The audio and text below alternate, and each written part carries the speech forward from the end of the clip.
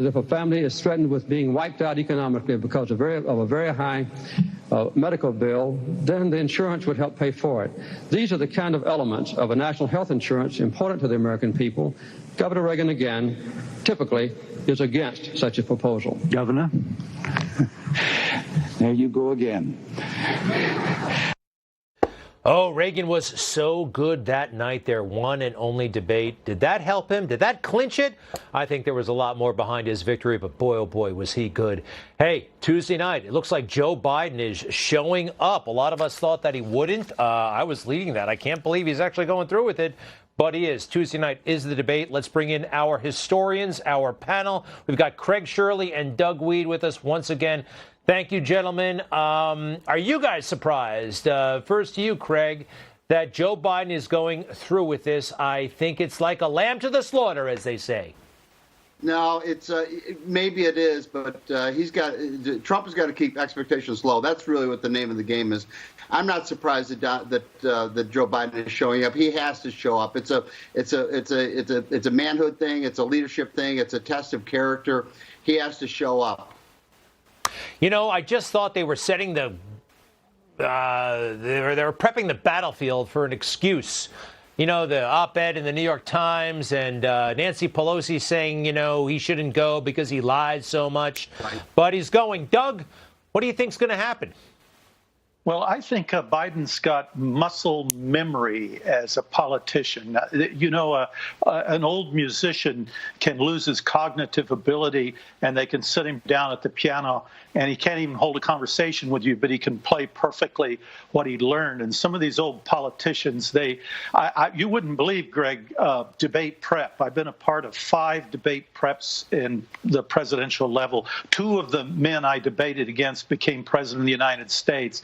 Roger Ailes supervised these practice sessions. They would take place over a period of 3 months, every possible question, notebooks with 1,000 pages of every position, where they stand on honeybee subsidies. Well, I had to know all that to debate the future president. They're prepared, and Biden will be completely prepared. Well, and he only has to be good for the first 30 minutes. Keep that in mind. Well, it's 90 minutes. What happens after that? Well, the first 30 minutes, the audience watching are the undecided voters who are not political junkies and don't even care that much about politics. They hear all the hoopla and say, okay, I'll watch the debates. They watch for 30 minutes and then they go on to the next thing. The Nielsen ratings actually show that the first 30 minutes of the first debate, not the second, third, fourth debate, are by far the largest television audience. And that's the critical audience. If he can make it through the first 30 minutes, Joe Biden, he might pull it off. Well, I don't know. Muscle memory, I think his muscles have atrophied a lot. And don't forget, Joe Biden basically tied Sarah Palin.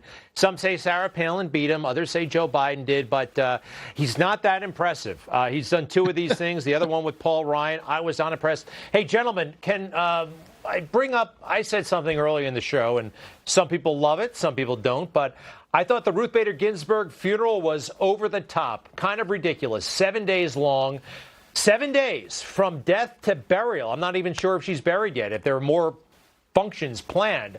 You know, that's basically 4 days longer than what JFK received after he was assassinated, a sitting U.S. president assassinated on a Friday. They buried him on a Monday. And this thing went on, I believe, for purely political reasons. Craig, am I crazy? No, you're not. But it is the world we live in now, Greg, is that these things are long, drawn-out affairs. Everybody's got to have their say. Everybody's got to perform their eulogy. Everybody's got to, got to get their word in or write their eulogy or whatever. There's one thing I want to go back to point out is that I absolutely agree with Doug about his analysis about the first 30 minutes. However, in the 1980 debate, it was the summation, which came in the last few minutes, where Reagan put Carter away with the famous, "Are you better off than you were 4 years ago?" Up to that point, Reagan and Carter have been kind of tied, although Reagan made some very good points and was beating expectations. Carter wasn't performing very well, but it was in that summation where he put it away and he won the debate. And 1 week later, because they were tied up to that point in all the national polls. 1 week later, Reagan won, and Reagan won in a large landslide election. Oh, and actually, Craig, you have this for the Washington Times. Let's put it up. Trump has a chance to destroy Biden like Reagan did to Carter in 1980. Let's go ahead and congratulations, you got it published, and publish or perish, I say.